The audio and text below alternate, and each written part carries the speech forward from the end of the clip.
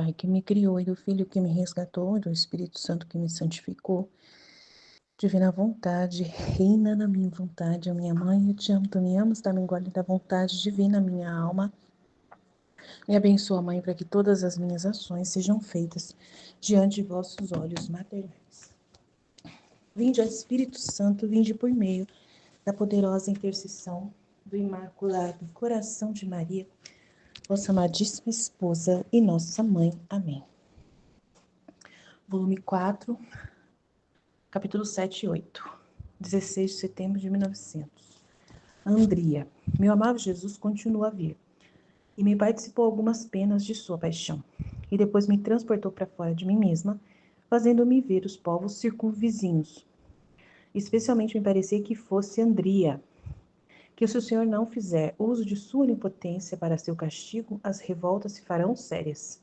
Muito mais que parecia que havia incitação por parte de alguns sacerdotes para essas revoltas, o que amargurava mais ao nosso Senhor.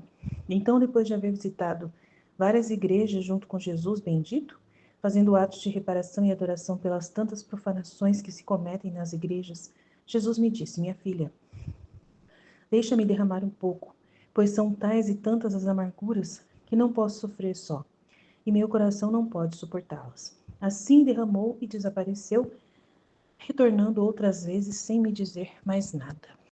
O que chama atenção é que são sacerdotes, né, os sacerdotes que são aqueles que mais estão trabalhando para as revoltas acontecer. Então a gente fica, nossa, achando estranho, né?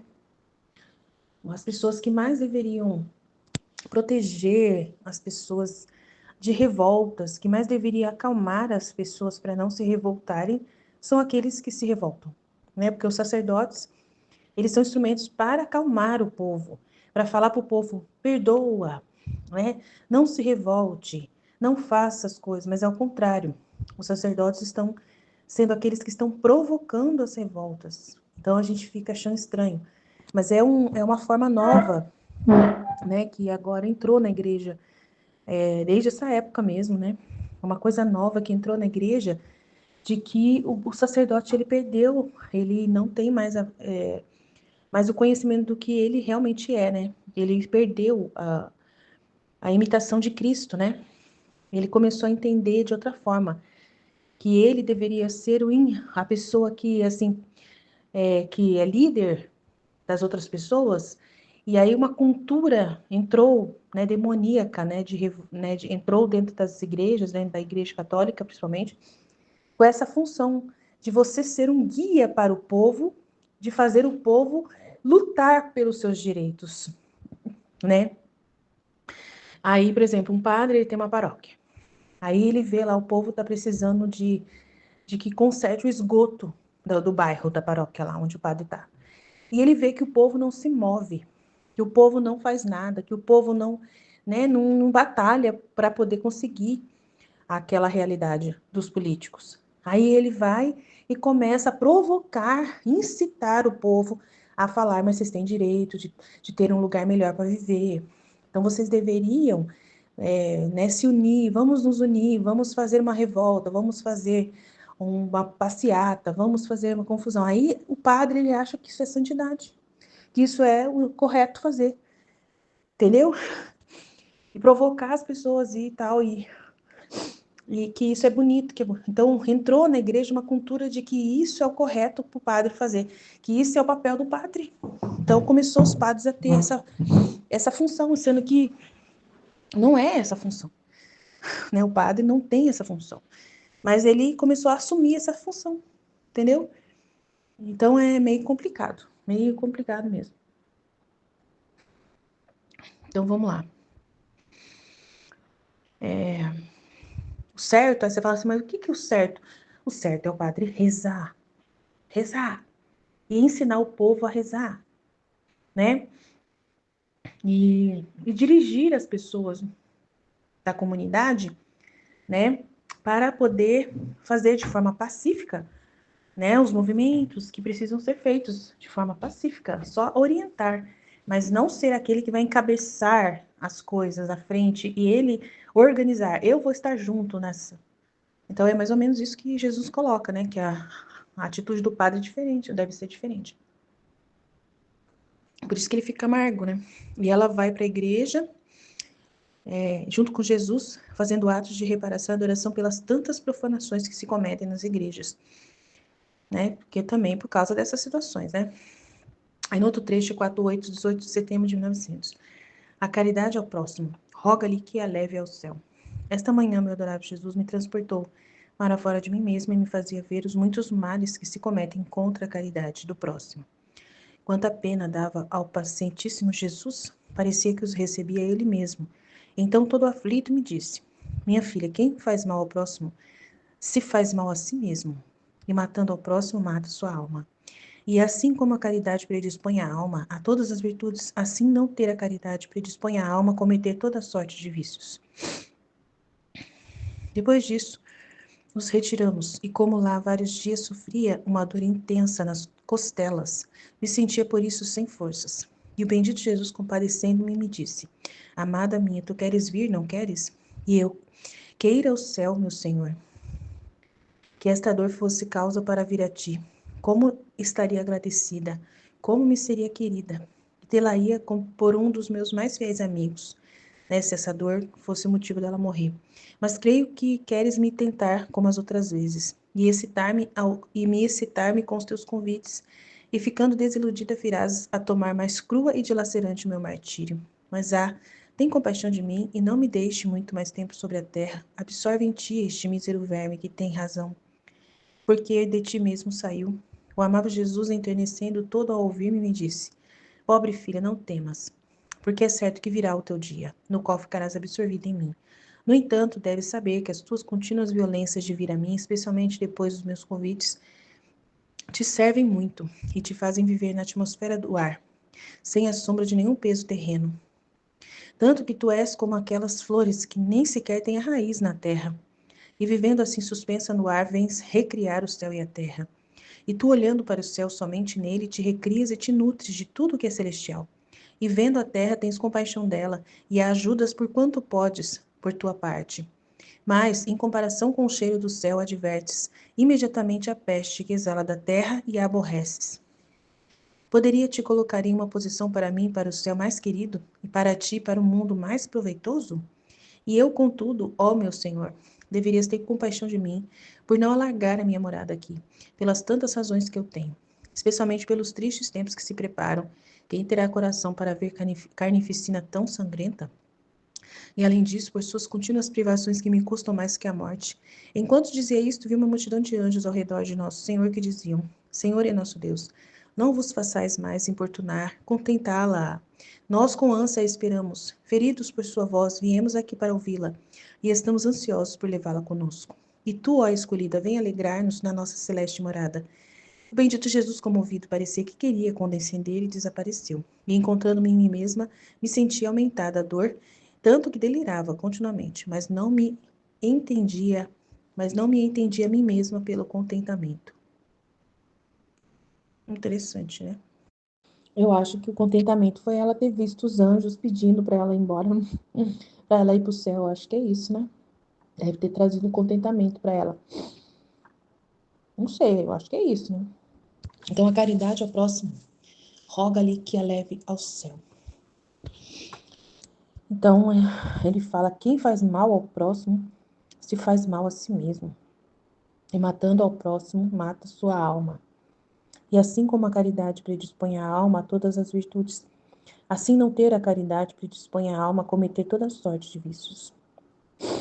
Então, a caridade, né? A gente ter caridade, é só Jesus para formar em nós a caridade verdadeira pelas almas. A caridade verdadeira é justamente você fazer o bem quando menos você pode fazer, né? Quando você não tem condições de fazer o bem e você mesmo assim arruma forças para fazer esse bem. É o principal, assim, que você vai realmente ver em você se você fez o bem de verdade ao próximo. Foi naquele momento em que o próximo pediu e você estava numa situação mais difícil. Mas mesmo assim, você se moveu para fazer aquele bem. E o bem principal é fazer em Deus, né? Por Deus, né? Na direção de fazer pela pessoa para que ela possa ver mais o amor de Deus por ela, para ela ter ocasião de agradecer a Deus, né, pelo bem que ela está recebendo de você. Então, é muito importante também, né, esse entendimento. E agora, quem não faz, né, aí ele fala, quem faz mal a si mesmo, né, então é muito importante saber disso. Mas as pessoas que fazem mal, elas não pensam assim, elas não pensam, essa é uma verdade que Jesus está revelando. Mas a pessoa que está fazendo mal, né, que está matando a própria mãe, o próprio filho, não tem noção nenhuma que está fazendo mal para si mesmo, não tem, né?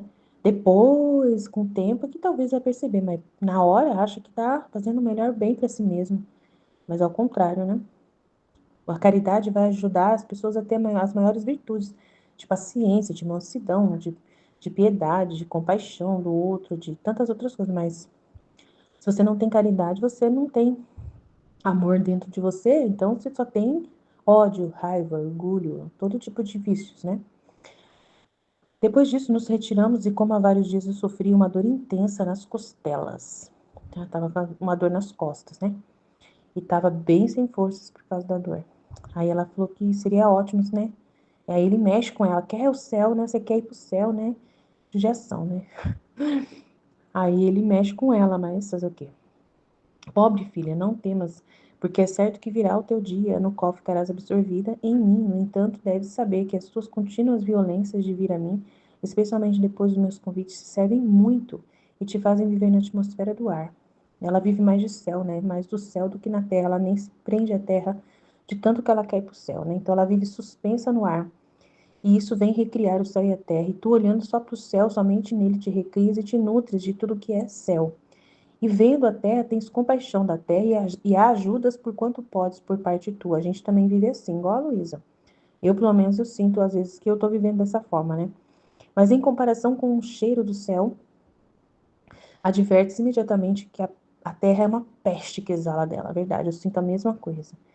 Poderias te colocar em uma posição para mim, para o céu mais querido, e para ti, e para o mundo mais proveitoso? Então, a gente está vivendo essa mesma condição. Eu, pelo menos, eu me sinto vivendo muito parecido assim, porque eu quero muito o céu. Muitas vezes eu pedi o céu, muitas vezes, e já fiquei pronta para o céu muitas vezes, até hoje eu penso nisso. Qualquer ocasião que acontece, qualquer coisa, eu fico mais presa no céu do que na terra, pensando mais em Deus do que, né? Não me prendo nas coisas da terra, né? Nessa ocasião com a minha irmã mesmo, pensei muito nisso. Falei, pra que eu vou ficar brava com ela, sendo que eu quero ir pro céu, quero ir pro céu. Se eu ficar brava, vai me atrapalhar de ir pro céu. Então, eu não preciso ficar presa com isso, me preocupar com isso, não, né? Não tem que preocupar com isso, não, tá louco? Contudo, ó meu Senhor, deverias ter compaixão de mim, por não alargar a minha morada aqui, pelas tantas razões que eu tenho, né, de ficar pensando com a minha irmã, né, de eu tentar fazer alguma coisa para reverter essa situação com a minha irmã, né, dela pensar mais em mim, né, de eu fazer alguma coisa que possa mudar o jeito dela de pensar ao meu respeito e tal, assim, sabe? Tipo assim, pra que eu vou pensar nisso, sendo que eu quero ir pro céu? Eu quero mais que ela se desapegue de mim, que ela nem lembra mais que eu existo, mais ou menos isso que eu pensava. E eu, contudo, ó meu Senhor, deverias ter compaixão de mim por não alargar a minha morada aqui, pelas tantas razões que eu tenho, especialmente pelos tristes tempos que se preparam. Mas é isso mesmo, ele falou que é por causa justamente da terra estar precisando tanto, é que é uma situação muito boa para ele, né, para o mundo, dela querer o céu tanto assim, e ainda o mundo estar, né, precisando dela, e aí a situação é favorável para o mundo dela estar nessa situação. Então, ela não tem que questionar Jesus que o tempo está tão ruim e por causa disso ele tem que levá-la ao céu. Ao contrário, né? Vai ser bom ela estar aqui na terra enquanto esse tempo está tão ruim, enquanto está ruim para a terra, né? Que é o que ele está falando. Tem posição melhor para você, né? Tem posição melhor que eu poderia te colocar para mim e para o céu mais querido e para ti e para o mundo mais proveitoso?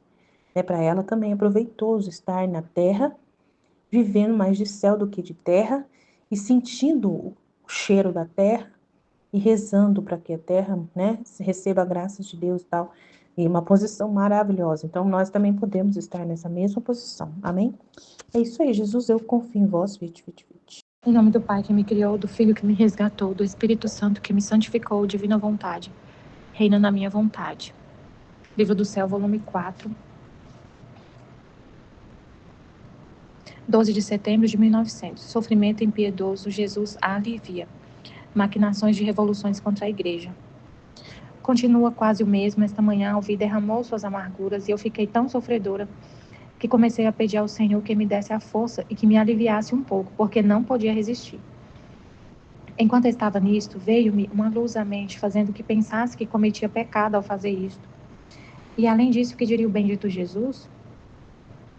Ela pensou que ela pedia ao Senhor que me desse a força e que me aliviasse um pouco, porque não podia resistir.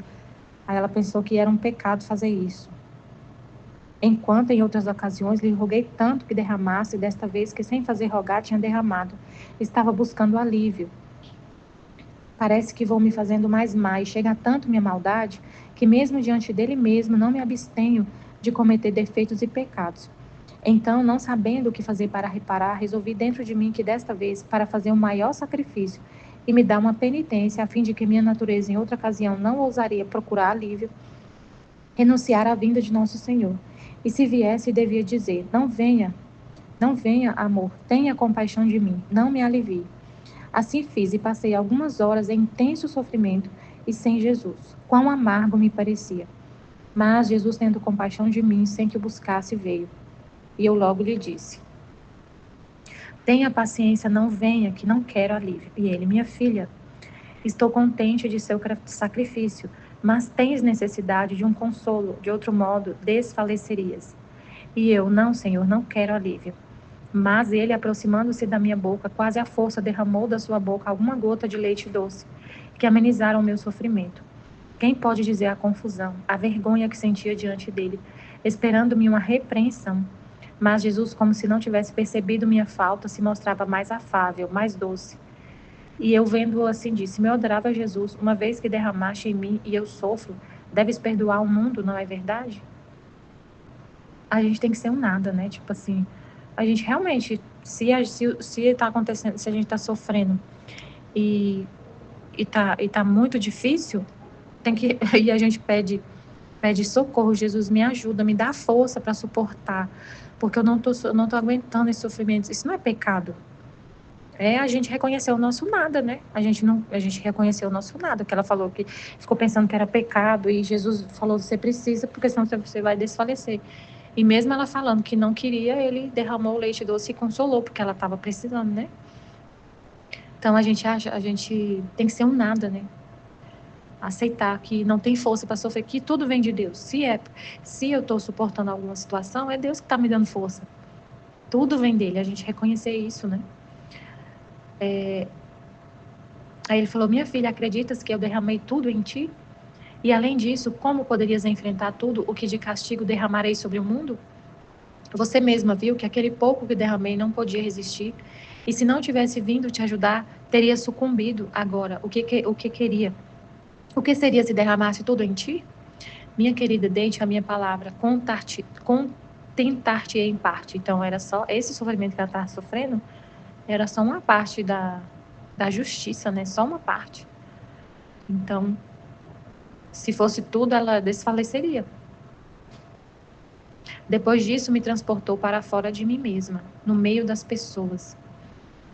E continuava a ver os tantos males, especialmente maquinações de revoluções contra a igreja.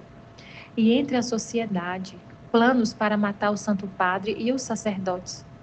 Eu sentia-me dilacerar a alma ao ver estas coisas e pensava: se jamais chegarem a realizar estas maquinações, o que acontecerá?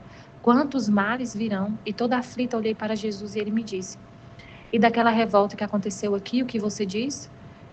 E ela: qual revolta? No meu país nada aconteceu. E ele: não te lembras da revolta de Andria? Sim, Senhor. E bem, parece que é nada, mas não é assim. Aquela foi toda uma ocasião e é um fomento, uma força para outras cidades, para mover-se e derramar sangue, causando ultraje às pessoas consagradas e a meus templos. E como cada um quer mostrar quanto é mais feroz em exaltar o errado, competirão para ver quem pode fazer mais mal. E eu: Senhor, dá a paz à igreja e não permita tantas desgraças. E querendo dizer mais, me desapareceu, deixando-me toda aflita e pensativa. Então, eu não entendi essa parte aqui da Andria, mas peraí.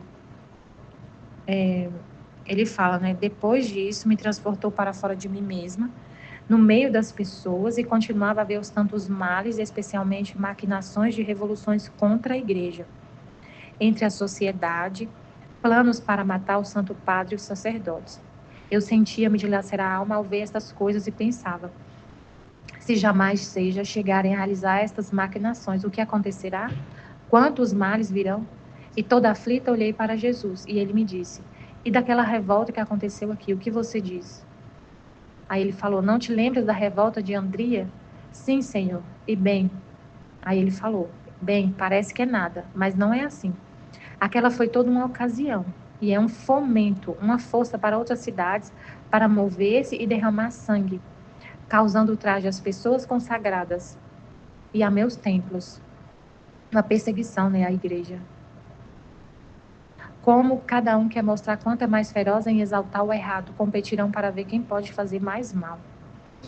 Tinha uma perseguição contra a igreja, né? Eu não sei que revolta é essa de Andria, mas era alguma coisa que era contra a igreja, pessoas consagradas aos templos, e aquela revolta, uma podia desencadear a outra, né? Que foi num lugar, mas isso era um fomento, uma força para outros também fazer a mesma coisa. Aí ela falou, Senhor, dá paz à igreja, não permitas tantas desgraças.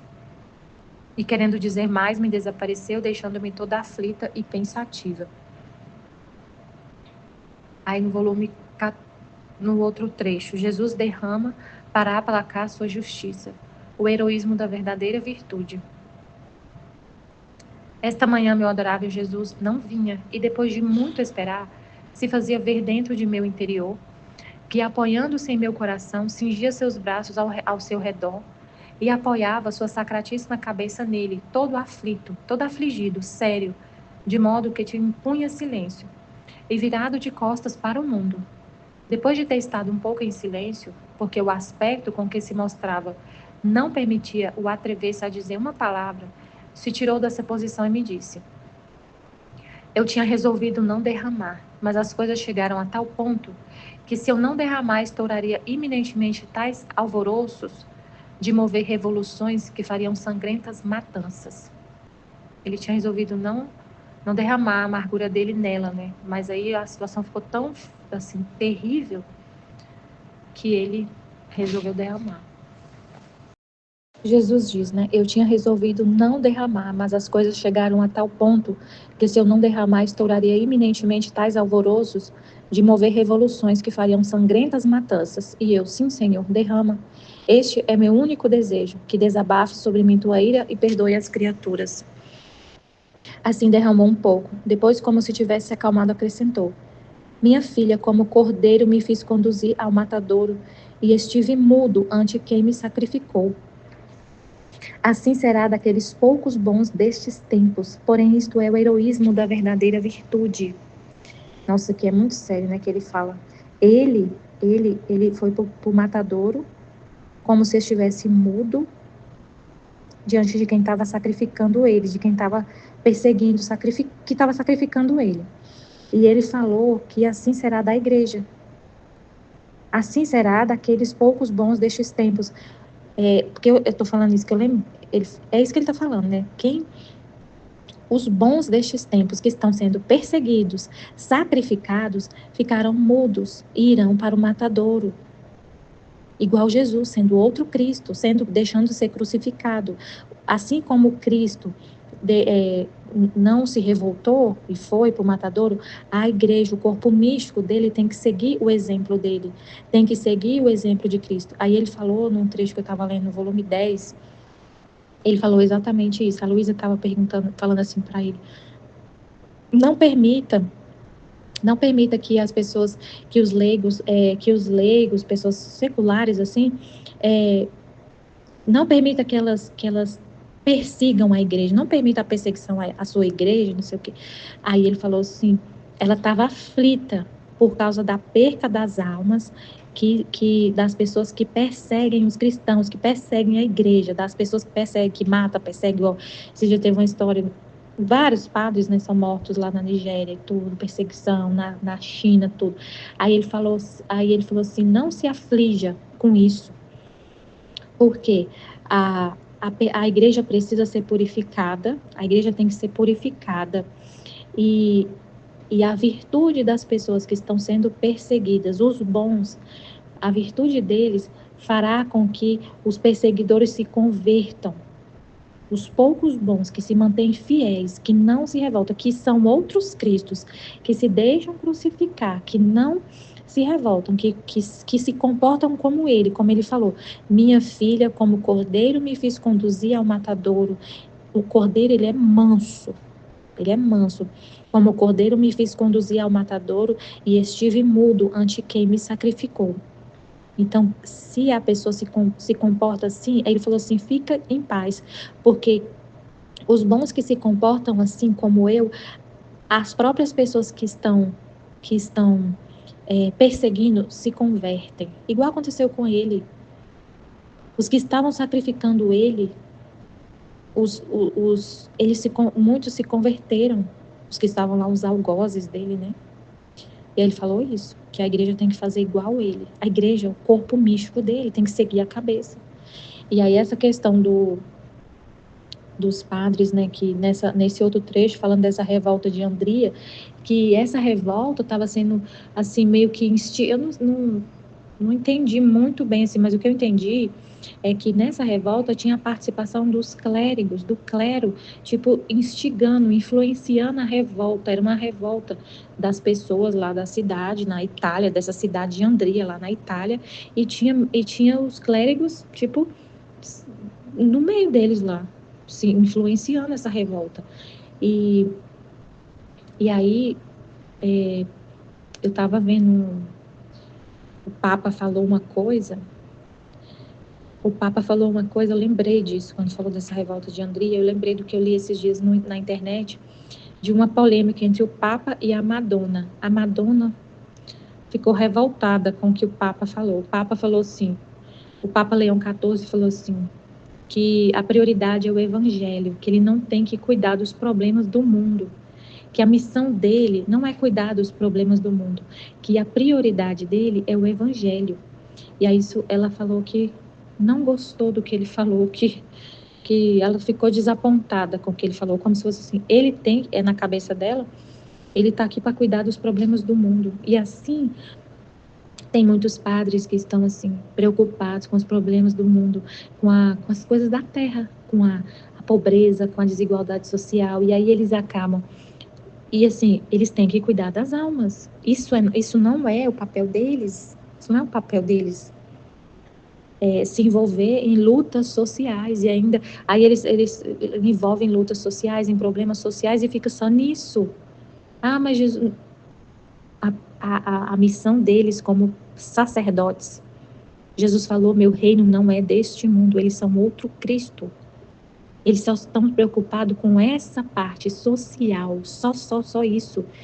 Não quer dizer que a gente não vai se preocupar com isso, que a gente vai cuidar disso, doar. A igreja é a instituição que mais faz caridade, mas o principal papel da igreja é conduzir o povo ao céu, é o que o Papa falou. A minha prioridade é o evangelho e não cuidar dos problemas do mundo. Ele não é um líder religioso escolhido para resolver os problemas da terra, ele é do reino de Deus. Ele cuida das almas, e foi isso que ele falou, e um monte de gente falando, nossa, eu estou desapontada, a Madonna falou, estou desapontada com o que ele falou, porque ele tem que cuidar, nada a ver, ele tem que cuidar das almas. A prioridade dele é o evangelho. Não, a igreja não deixa de fazer caridade, faz um monte, mas a prioridade é o evangelho. E aí essa revolta de Andria lá tem a ver com isso, os padres se envolvendo em lutas sociais, em problemas sociais, problemas da terra, e tipo, influenciando as pessoas a revoltar-se e se subverter, uma subversão assim, da classe para poder conquistar direitos na terra. O padre, ele é para cuidar das almas, Então, teve essa situação aí esses dias com o Papa. Então, é uma entrevista que o Papa deu num site católico, e ele falou que a prioridade dele, ele falou, voltando aqui, considero ser meu papel, não sinto necessidade de complicar o meu papel, porque meu papel é anunciar a boa nova, pregar o evangelho. penso que o Evangelho aborda algumas dessas questões a partir de uma base que advém de sermos filhos de Deus. Então, não vejo meu papel principal como o de tentar resolver os problemas do mundo. Então, assim, realmente para a igreja cuidar das almas, né? E aí, hoje tem muito isso, né? Dos próprios sacerdotes, de alguns sacerdotes se envolvendo com essa questão de problemas da parte só social, e foca só nisso, e ainda se envolvendo nessa época com essa revolta. Amém, Fiat. Jesus, eu confio em vós. Amém. Não, tem uma parte aqui ainda do texto. Aí ele acrescentou mais uma vez, derramei. Queres que eu derrame mais um pouco, para que eu fique mais aliviado? Meu Senhor, não me pergunte, estou à sua disposição. Pode fazer de mim o que quiser. Assim derramou de novo e desapareceu, deixando-me sofredor e contente pelo pensamento de que tinha aliviado as penas do meu amado Jesus. Amém, Fiat. Em nome do Pai que me criou, do Filho que me resgatou, do Espírito Santo que me santificou. Divina vontade, reina na minha vontade. Ó minha mãe, pode cantar, bebê, pode continuar, ela tá cantando aqui. Ó minha mãe, eu te amo e tu me amas, dá-me glória e da vontade divina, minha alma. Dá-me tua bênção, mãe, para que todas as minhas ações sejam feitas diante de vossos olhos paternais. Divina vontade, reina na minha vontade. Eu não sou nada, Deus é tudo, Pai, eu te amo. Andrea. Meu amado Jesus continua a vir e me participou algumas penas de sua paixão. E depois me transportou para fora de mim mesma, fazendo-me ver os povos circunvizinhos, especialmente me parecia que fosse Andrea. Que o Senhor não fizer uso de sua onipotência para seu castigo, as revoltas se farão sérias. Muito mais que parecia que havia incitação por parte de alguns sacerdotes para estas revoltas, o que amargurava mais o nosso Senhor. Então, depois de haver visitado várias igrejas junto com Jesus bendito, fazendo atos de reparação e adoração pelas tantas profanações que se cometem nas igrejas, Jesus me disse: minha filha, deixa-me derramar um pouco, pois tais e tantas as amarguras que não posso sofrer só, e meu coração não pode suportá-las. Assim derramou e desapareceu, retornando outras vezes sem me dizer mais nada. É muito sério isso, né, que a Luísa viu, e não é diferente do que a gente vê hoje em dia, né? Que Jesus estava muito triste, principalmente amargurado, por causa de ver que muito dessas revoltas que as pessoas faziam, elas estavam sendo incitadas, né, por sacerdotes a se revoltarem, né? Então, isso é muito triste, né? E a gente vê muito essa realidade mesmo acontecendo, né? Muitos sacerdotes assim, ensinam para o povo que ser Cristo hoje é assim, né? É você não se calar, né? Você tomar atitudes assim, de briga mesmo, né? De ir lá e lutar pelos seus direitos, né? É construir um mundo melhor aqui na Terra, mas assim, com sua própria força, né? Com a imposição, de certa forma. Quando teve aquela manifestação lá também no Congresso, né? Do 8 de janeiro, tinha muitos sacerdotes junto com o povo, atendendo as pessoas, confessando, né? Então, assim, mostrando, nós estamos aqui com vocês, é isso mesmo, é isso que vocês têm que fazer mesmo, né?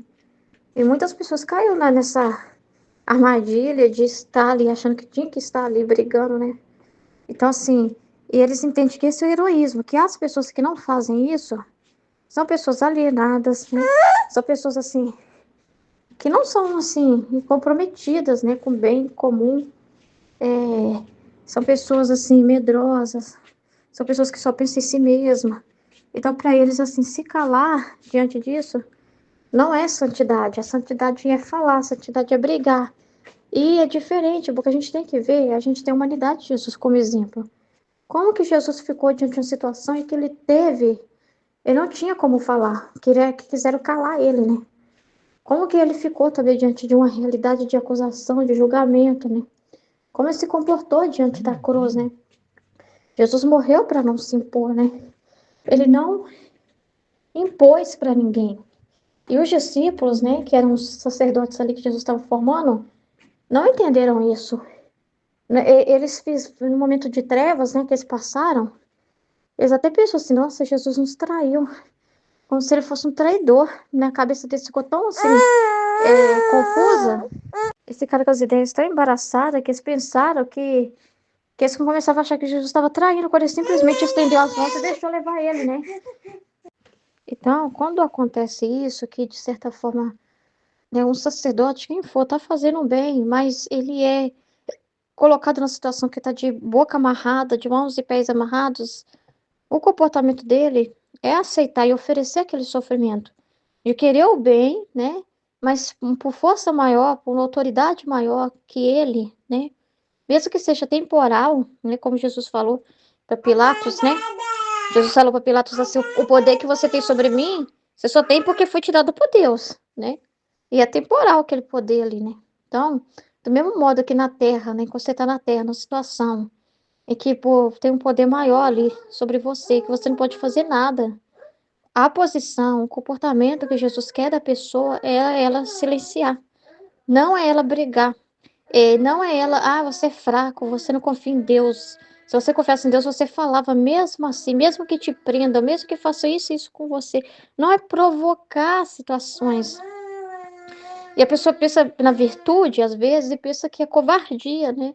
Da pessoa, porque ela preocupa muito com a própria virtude, com o que ela pode parecer aos olhos dos outros. Aí, se eu for um padre que for impedido de, em alguma realidade, de me posicionar, as pessoas podem pensar que eu me rendi ao sistema, né? Pode pensar que eu sou um padre fraco, pode pensar, então, para me mostrar que eu sou um bom exemplo, eu vou continuar falando, e que não tô nem aí que pode acontecer, porque eu quero mostrar para as pessoas que elas também têm que falar, não importa o que acontecer. Mas não é assim, né? E eles acham que vai ser fraco, né? Se eles de repente se calar, eles vão estar dando para as pessoas assim um mau ensinamento, né? Que o exemplo de heroísmo que eles têm que dar é partir para a briga, e não é assim, né? Quando eu estava vendo o filme do Padre Pio, o Padre Pio foi impedido de atender a confissão, que era o que mais fazia, né? Ser padre, né? Foi impedido de ser padre. Imagina, você amarra a mão de um padre quando você impede de ser padre, porque não tava impedindo ele de fazer aquilo que era o ofício dele, né? Celebrar a missa e atender a confissão. Então, assim, é uma privação absurda para um sacerdote, né? Ainda mais um sacerdote que amava tantas almas, né? E que era a reparação que Jesus estava querendo dele, né? E o que aconteceu? Ele aceitou. Ele não mandou ninguém se revoltar. Ele não mandou. Ele não fez ele não organizou com as pessoas uma revolta, um movimento para ficar lá brigando, nada disso. Né? Ele aceitou passar por aquela situação, como Jesus, né? Então a gente tem que observar como que Jesus se comporta para a gente aprender qual deve ser o nosso comportamento, porque é estranho Jesus se comportar de uma forma e a pessoa de outra, né? Então, como que Jesus ensina, né, nessas circunstâncias, né? Quando Jesus não era aceito no lugar, ele impunha, se retirava, né? E você fala, é covardia, ele tinha que forçar. Não, quem disse que a pessoa no excesso da virtude, ela quer fazer violência, e com a virtude ela pode fazer violência. E não é uma virtude verdadeira, é uma virtude falsa, né? Então é muito sério essas coisas, né? Serve pra gente refletir também nas realidades que a gente não tem que ficar, a gente tem que aceitar, não brigar, né? A caridade ao próximo, roga-lhe que a leve ao céu.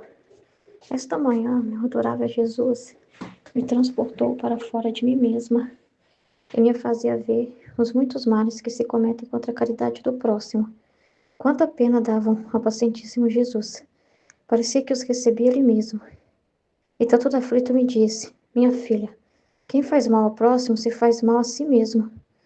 E matando ao próximo, mata sua alma. Jesus, olha. Que assim como a caridade predispõe a alma a todas as virtudes, assim não ter a caridade predispõe a alma a cometer toda sorte de vício.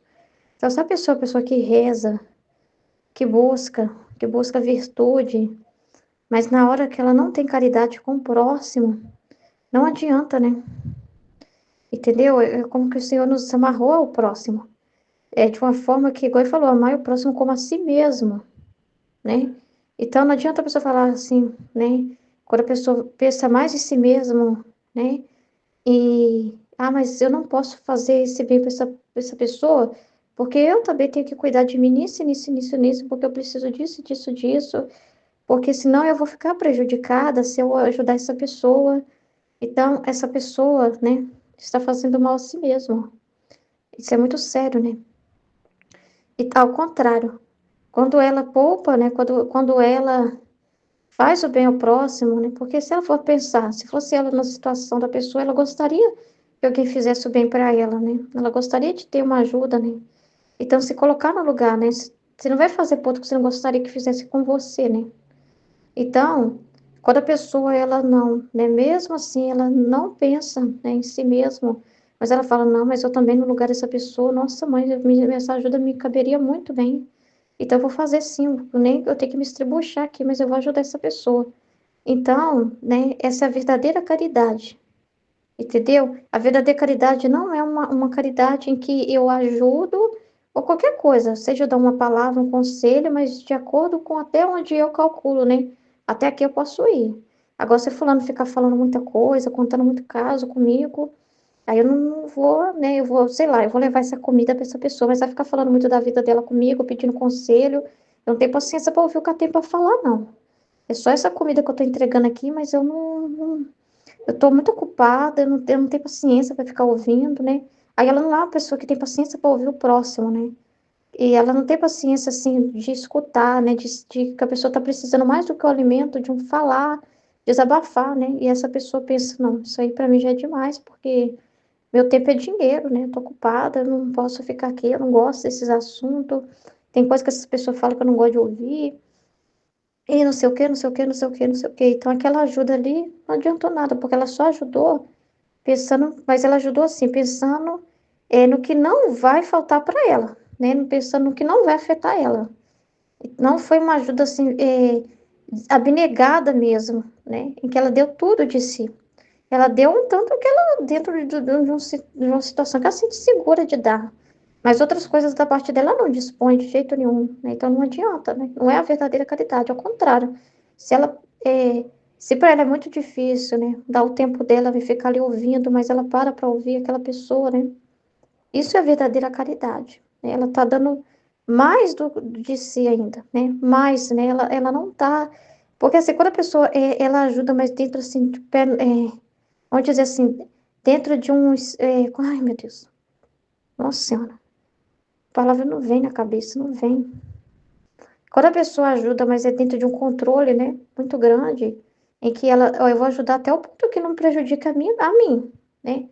Então é controlado. Agora, a pessoa que realmente vive a verdadeira caridade, ela não pensa em si mesma, né? Ela até esquece dela mesma para ajudar, não importa, mas isso não vai te fazer falta, te prejudicar? Não, não preocupa comigo não, que eu dou meu jeito aqui agora, eu dou meu jeito aqui, né? Deus provê, mas ela vai lá e ajuda, né? Então, isso é mais ainda, ela tá dando mais de si, às vezes o que é mais, a verdadeira caridade, às vezes é você dá o que é mais difícil dar, né? Igual eu tô dando exemplo dessa pessoa, que às vezes essa pessoa é ótima para dar uma comida pro próximo, mas ela não é uma pessoa que tem paciência para escutar os problemas dos outros, né? É uma pessoa pau para muita obra na igreja, mas se o irmão vem desabafar com ela um problema, ela não tem paciência para escutar a pessoa. Se a pessoa mandar um áudio de uns 30 minutos para ela, nossa, vai matar ela para ouvir. Para ela é a morte, né? Escutar, né? Para ela, aquilo ali, meu Deus, né? Então, imagina assim, né? Um sacerdote, né? Um sacerdote que é muito ativo na igreja, né? E fala assim, nossa, nós ajudamos muito aqui, meus paroquianos, as pessoas, incentivam muito a ajudar a fazer campanha do mês, do alimento, isso, aquilo. Mas se esse sacerdote, por exemplo, tem um grupo de WhatsApp e as pessoas vêm, né, falar com ele, pedir a opinião dele, as pessoas, né, vêm partilhar situações com ele, mas ele não tem paciência para responder as pessoas, ele não responde ninguém. É uma pessoa assim que você fala, igual o meu esposo estava falando aqui, né, reclamando comigo do padre aqui, né? Nossa, Ruth, a gente mandou um monte de áudio pro padre, porque a gente passa tudo para ele direitinho, dando satisfação para ele de tudo, como a gente está fazendo, né? Querendo saber dele, se está tudo certo. Ruth, o padre não respondeu nada. A gente manda um monte de áudio pro padre, ele não responde nada para nós. Mas na igreja está sempre pedindo, entendeu? Ele está sempre pedindo para trazer alimento, ele está sempre pedindo para comprar pastel, ele está sempre pedindo, assim, para unir forças para trabalhar na igreja, para limpar uma coisa, para limpar outra, para trabalhar no evento. Aí você fala, nossa, que caridade, né? O padre movendo as pessoas, né?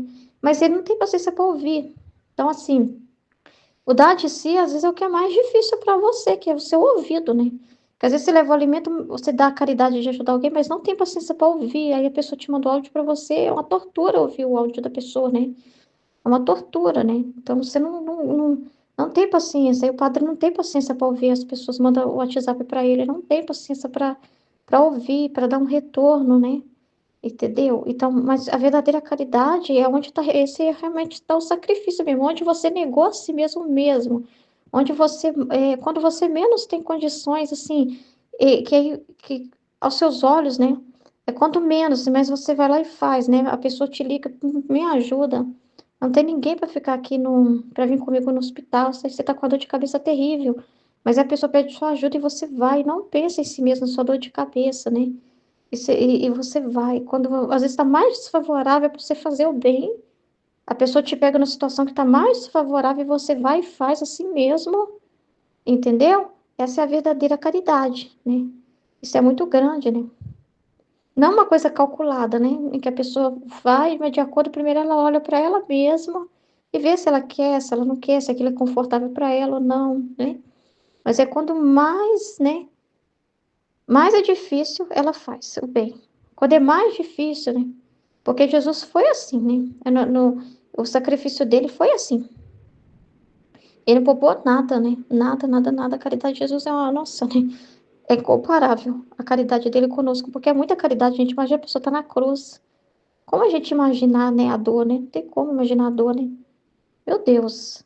A pessoa se lutando ali, tadinha, tentando ficar como tentar ainda ficar na posição, numa cruz, né? Tentar relaxar um pouco assim, né? Para conseguir se manter o máximo possível, mas numa situação que é impossível. E ainda por cima prestar atenção, né? No ladrão arrependido ali que estava falando com ele. E ele se preocupar com ele, se preocupar com a mãe dele, rezar pelos seus opressores.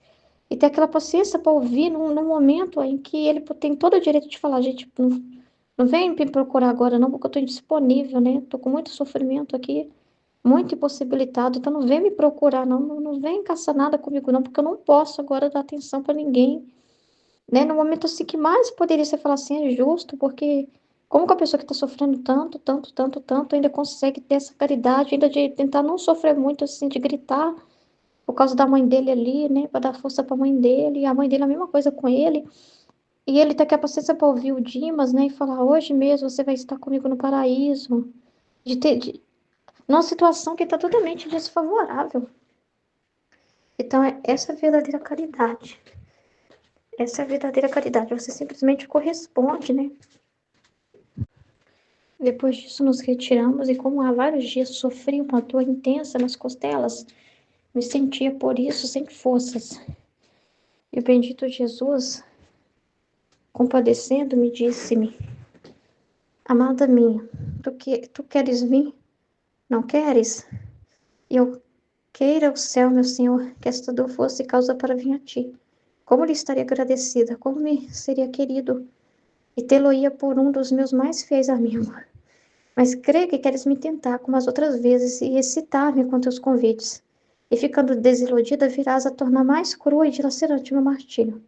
Mas tem compaixão de mim e não me deixe muito mais tempo sobre a terra. Absolve em ti esse mísero verme, que tem razão, porque de ti mesmo saiu. O amável Jesus esternecendo-se todo, que bonito, né? Não, muito bonito. Pobre filha, não temas, porque é certo que virá o teu dia no qual ficarás absolvida em mim. No entanto, deves saber que as tuas contínuas violências de vir a mim, especialmente depois dos meus convites, te servem muito mais e te fazem viver na atmosfera do ar, sem a sombra de nenhum peso terreno. Tanto que tu és como aquelas flores que nem sequer têm raiz na terra, e vivendo assim, suspensa no ar, vens recriar o céu e a terra. E tu, olhando para o céu, somente nele te recrias e te nutres de tudo que é celestial.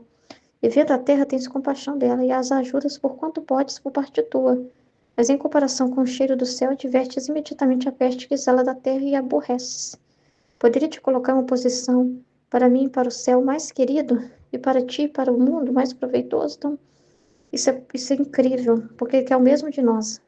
Ficar suspenso. Você está na terra para ajudar os propósitos de Deus, né? Dentro da realidade que Deus te coloca ali, para você ver os propósitos dele.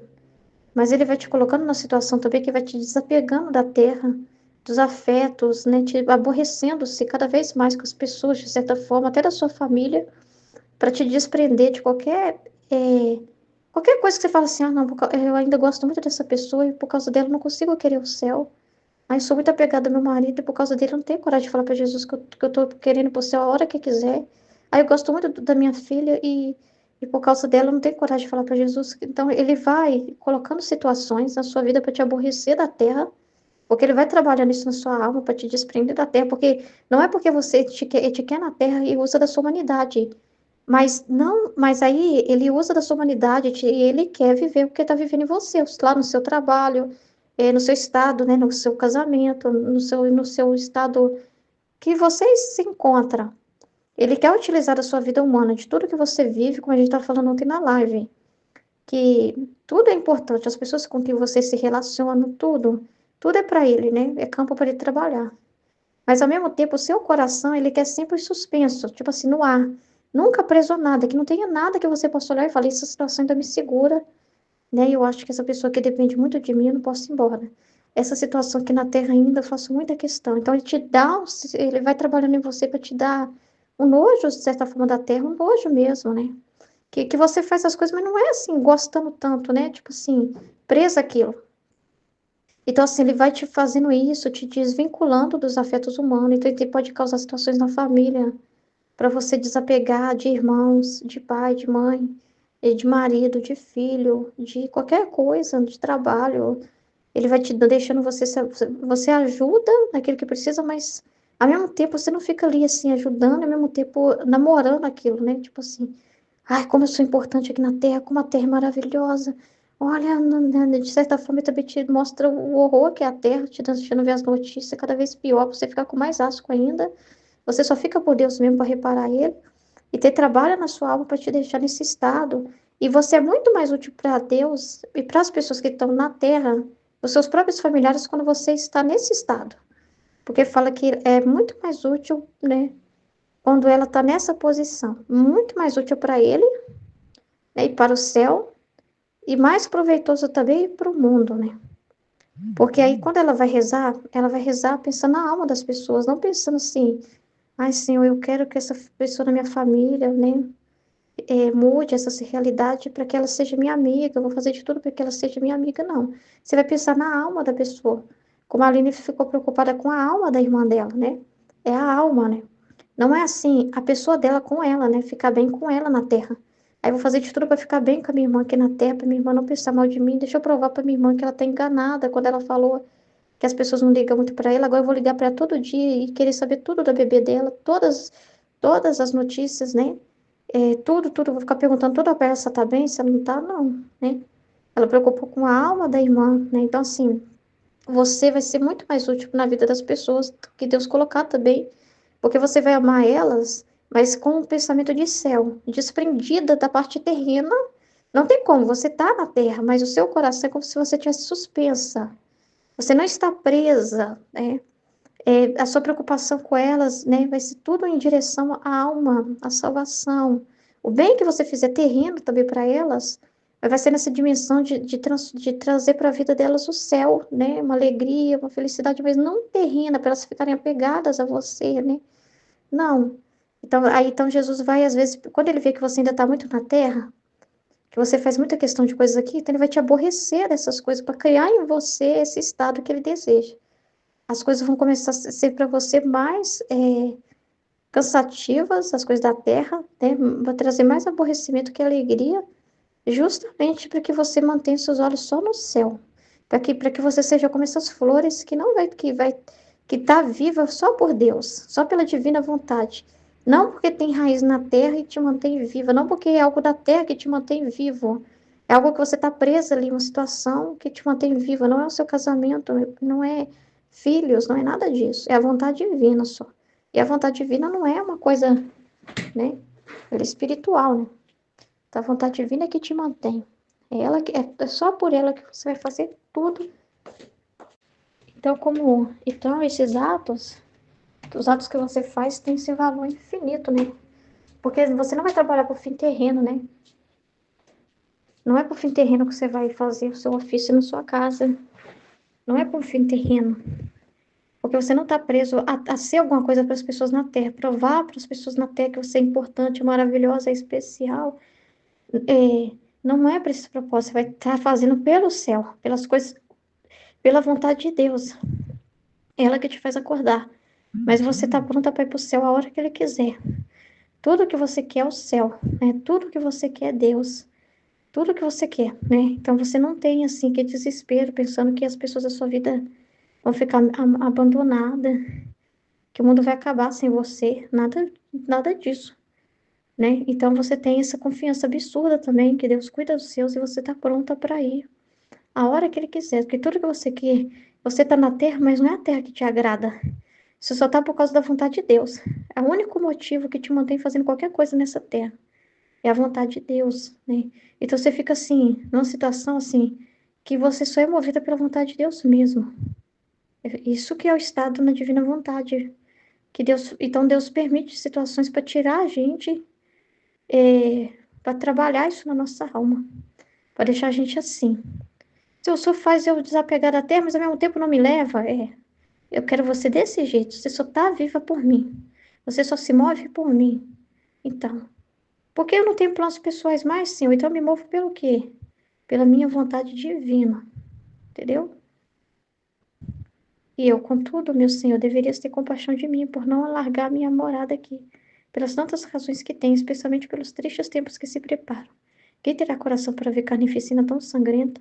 E além disso, por suas contínuas privações, que me custam mais que a morte, enquanto dizia isso, eu vi uma multidão de anjos ao redor de nosso Senhor que dizia: Senhor nosso Deus, não vos façais mais importunar, contentá-la nós com ânsia esperamos.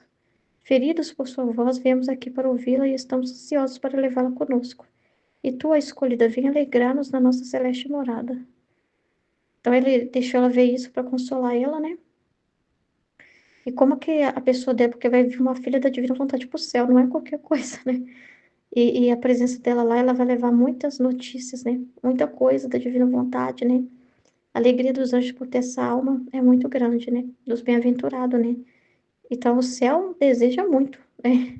Com certeza, né? Mas aí você fica, né, à disposição da vontade de Deus. Enquanto Ele quiser te manter aqui para os propósitos dele, amém, né? O bendito Jesus, comovido, parecia que queria acontecer e desapareceu. Encontrando-me em mim mesma, me sentia aumentando a dor. Tanto que delirava continuamente, mas não me entendi a mim mesma pelo contentamento. Esse estado é muito importante, né? De Jesus ter humanidade na pessoa, né? Na terra, né? Isso ele não tem nas pessoas que já estão no céu. É muito importante ele ter uma criatura que está nos dois lados, né? Porque interessante é isso, né? Ela está atuando no céu. O céu sabe dela, não precisa chegar lá para saber dela. O que ela está vivendo chega ao céu, né? Mas ao mesmo tempo, a Terra é beneficiada com a vida humana dela, precisa da humanidade dela, né? Precisa que ela só viva realmente, que ela não viva para a Terra, que ela seja totalmente desapegada, né? De tudo que é terreno, mas ao mesmo tempo ela precisa estar aqui, né? Então a vida dela é só então a vida dela na Terra também é só para os propósitos divinos. Então a nossa vida na Terra precisa ser só para os propósitos divinos, só para isso, né? É como se você fosse morto já. Você morreu, mas você está vivo para os propósitos divinos acontecer, né? Mas você meio que morreu, assim, para sua vida terrena. É como se o seu coração você já morreu, né? Você está assim, você é criatura de céu, né?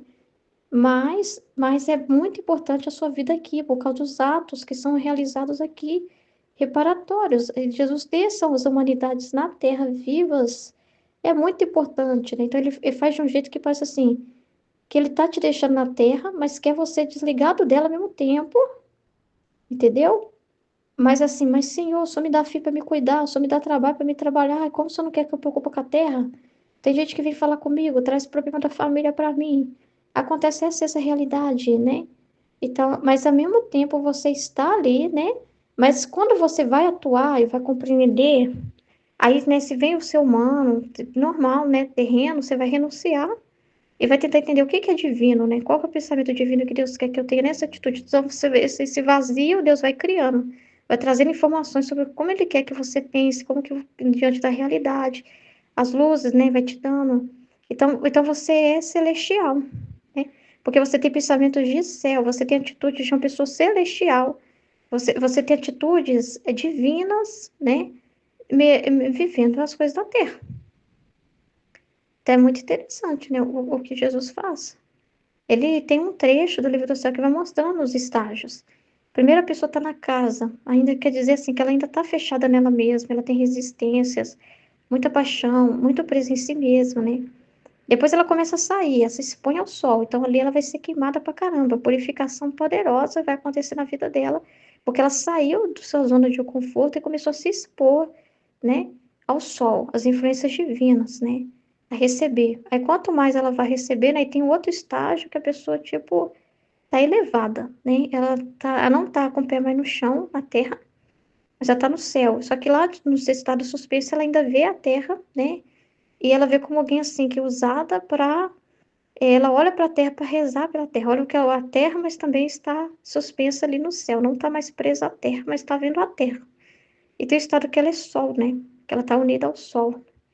Então isso é muito grande, né? E aí mostra esses estágios, né, que acontecem na divina vontade. É bem interessante.